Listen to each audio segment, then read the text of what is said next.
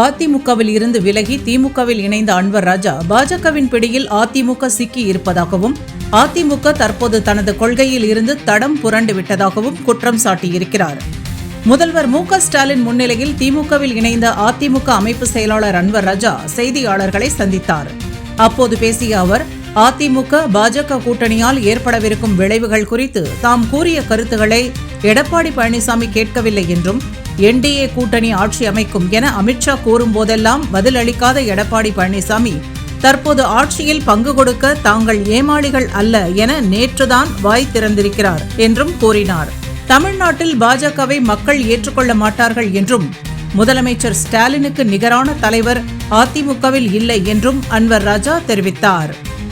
இன்றைய தினம்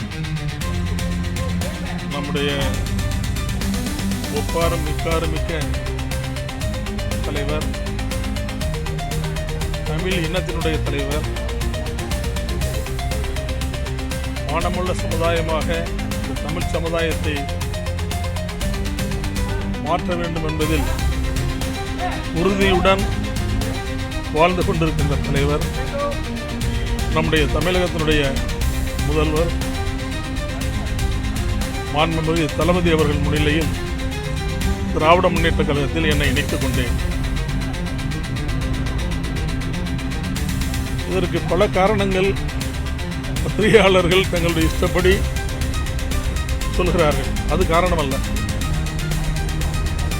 கருத்தியல் ரீதியாக நாங்களெல்லாம் பேரறிஞர் அண்ணாவின் தலைமையில், அதற்கு பிறகு வந்த தலைவர்களுடைய தலைமையில் கருத்தியல் ரீதியாக நாங்கள் எல்லாம் வாழ்ந்தவர்கள். இந்திய எதிர்ப்பு போராட்டத்திலிருந்து நான் அரசியலில் இருக்கிறேன்.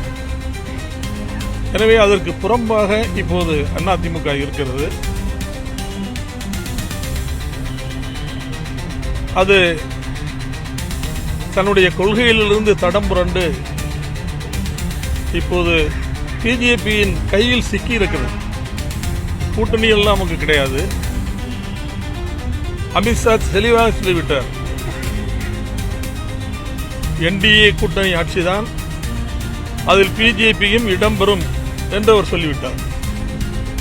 ஒரு இடத்தில் கூட 3 முறை அவர் பேட்டி தந்திருக்கிறார். ஒரு இடத்தில் கூட திரு அமித்ஷா அவர்கள் அண்ணன் எடப்பாடி பழனிசாமி அவர்களுடைய பெயரை இவர்தான் முதலமைச்சர் வேட்பாளர் என்று குறிப்பிடவில்லை. ஒன்றை நீங்கள் பார்க்க வேண்டும். ஒரு 10 நாள் அவர் 10-12 நாட்கள் திரு எடப்பாடி பழனிசாமி அவர்கள் தன்னுடைய டூர் புரோகிராமை செய்து கொண்டே வருகிறார். இந்த 10 நாளும் அவர் என்ன முயற்சிக்கிறார், தமிழ்நாட்டு மக்களுக்கு என்ன சொல்ல வருகிறார் என்றால், நான் தான் அதிமுகவின் வேட்பாளர் என்பதை உறுதிப்படுத்தவே அவரால் முடியவில்லை. அதிமுக வெற்றி பெற்றால் நான் தான் முதலமைச்சர் வேட்பாளர் என்று அவரால் சொல்ல முடியவில்லை.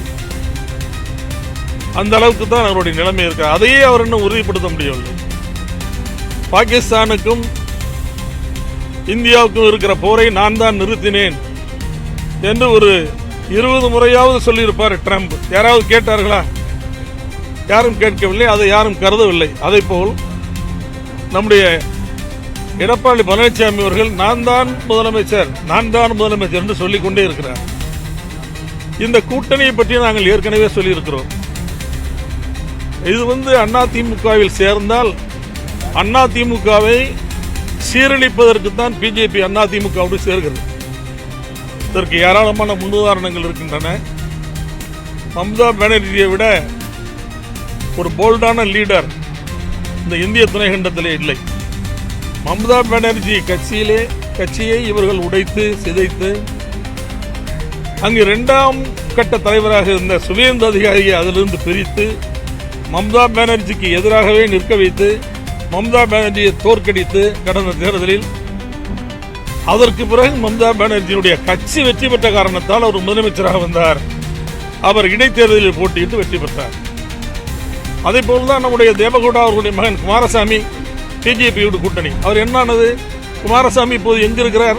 ஒன்றுமே தெரியவில்லை. அதே போல நம்முடைய உத்தவ் தாக்கரே, அவர் என்னானது? அவருடைய ஆட்சி என்னானது? எத்தனை பேர் வைத்திருந்த மிக அருமையான கட்சி அந்த கட்சியை அழித்து விட்டார்கள். அதை போல எந்த கட்சியில் இவர்கள் சேர்ந்தாலும் சரி, அந்த கட்சியை அழிப்பதுதான் அவருடைய நோக்கம். இப்போது அதிமுகவை அழித்துவிட்டு அதற்கு பிறகு திமுகவோடு ஃபைட் பண்ண வேண்டும் என்பதுதான் அவருடைய அஜெண்டா. அந்த அஜெண்டாவை தான் அவர்கள் நிறைவேற்றி கொண்டிருக்கிறார்கள். பிஜேபியில் அந்த அஜெண்டா தான் இப்போது அதைத்தான் அவர்கள் நிறைவேற்றி கொண்டிருக்கிறார்கள். ஒரு இடத்தில் கூட நம்முடைய உள்துறை அமைச்சர் அமித்ஷா அவர்கள் எடப்பாடி பழனிசாமி தான் முதலமைச்சர் என்று சொல்லவில்லை. என்டிஏ கூட்டணி ஆட்சி நடக்கும், என்டிஏ கூட்டணி ஆட்சியை பிடிக்கும், அந்த கூட்டணியில் பிஜேபியும் இடம்பெறும் என்றுதான் அவர் சொல்லிக் கொண்டிருக்கிறார்.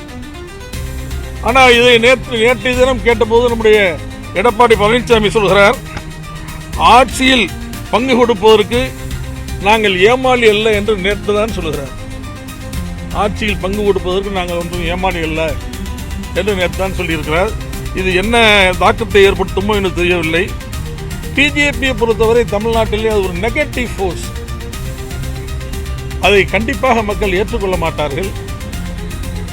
எனவேதான் நான் எவ்வளவோ சொல்லி பார்த்தேன், கட்சியை காப்பாற்ற வேண்டுமே என்று என் மனதில் உள்ள ஆதங்கத்தை எல்லாம் சொல்லி பார்த்தேன். அதையெல்லாம் அவர்கள் கேட்பதற்கு தயாராக இல்லை.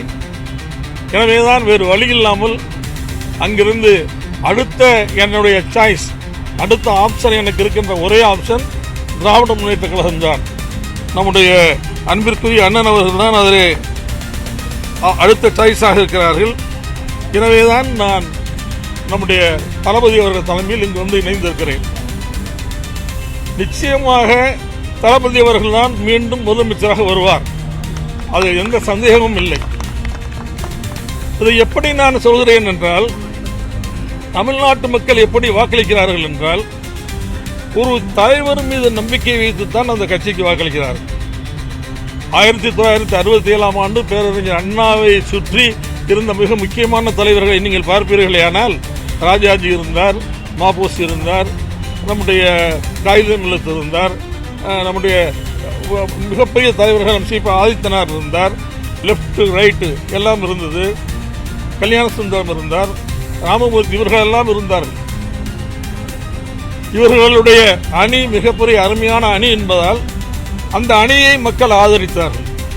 அதற்கு பிறகு 71 தேர்தலில் டாக்டர் கலைஞர் அவர்களும் புரட்சித் தலைவர் எம்ஜிஆர் அவர்களும் சேர்ந்து அந்த 71 தேர்தலை சந்தித்த காரணத்தால் மிகப்பெரிய வெற்றியை அந்த தேர்தலில் தந்தார்கள். அதற்கு பிறகு நீங்கள் பாருங்கள், யாருக்கு ஓட்டு? அம்மாவுடைய தலைமைக்கு ஓட்டு, அப்படி இல்லைன்றால் கலைஞருடைய தலைமைக்கு ஓட்டு, கலைஞருடைய தலைமைக்கு ஓட்டு, அப்படி இல்லைன்றால் அம்மாவுடைய தலைமைக்கு ஓட்டு. ஆக அந்த ஒரு தலைவரின் மீது மக்கள் வைத்திருக்கிற அன்பின் அடையாளமாகத்தான் ஆட்சி இங்கு நடைபெறுகிறது. இப்போது நான் கேட்கின்ற கேள்வி ஒரே கேள்விதான். இப்போது தமிழ்நாட்டில் நம்முடைய தளபதி ஸ்டாலின் அவர்களுக்கு இணையான தலைவர் யார்? சொல்லுங்கள் பார்க்கலாம். யாரும் இல்லை. எடப்பாடியா அல்லது நம்முடைய முதலமைச்சர் ஸ்டாலின் அவர்களா என்றால், எடப்பாடி அவர்களை விட 15% அதிகமான வாக்குகளை பெற்று நம்முடைய தளபதி ஸ்டாலின் அவர்கள் தான் முதலமைச்சராக வருவார்.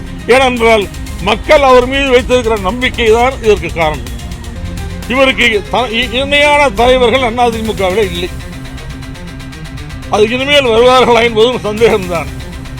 எனவேதான் திராவிட இயக்க கொள்கைகளை காப்பாற்றுகின்ற, மாநில சுயாட்சியை காப்பாற்றுகின்ற, மொழியை காப்பாற்றுகின்ற, நம்முடைய இனத்தை காப்பாற்றுகின்ற, நம்முடைய மொழிக்கு ஆபத்து வருகிற போது